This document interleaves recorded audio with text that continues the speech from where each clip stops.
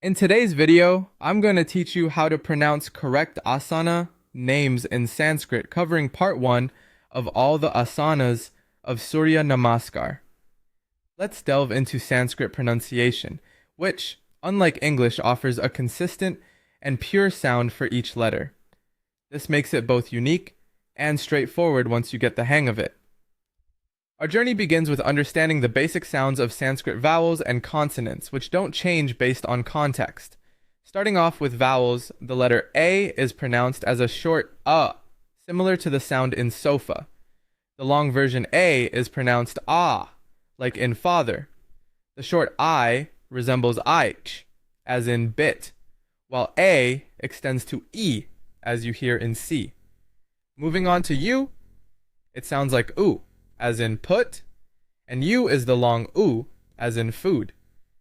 The letter E is pronounced as I, found in play, whereas O takes the sound O, as you would use in go. Now let's talk about consonants, beginning with C, which always sounds like TH, never as K or S. Both esh and S are pronounced as the esh sound.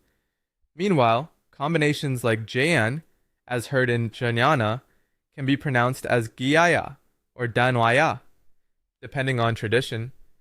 Remember that aspirated sounds such as tha, dh, ph, and bh involve a gentle puff of air, distinct from the English that. An important feature of Sanskrit is its even stress pattern. Unlike English with its emphasis on certain syllables, Sanskrit maintains a smooth and balanced flow throughout a word, promoting a harmonious rhythm. Let's explore some examples with common asanas. For Tadasana, pronounce it as ta da su nuh, synonymous with mountain pose.